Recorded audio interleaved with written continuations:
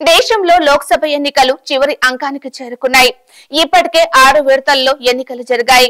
7వ విడత ఎన్నికలు జూన్ 1న 57 స్థానాలకు జరగనున్నాయి.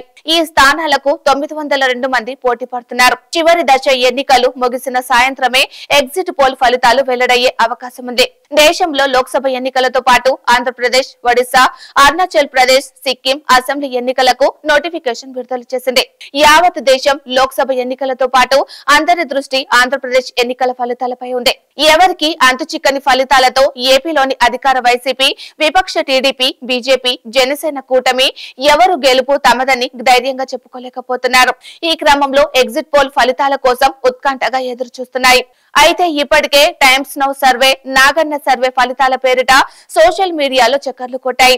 తాజాగా మరో సర్వే ఫలితాలు సోషల్ మీడియాలో వైరల్ అవుతున్నాయి.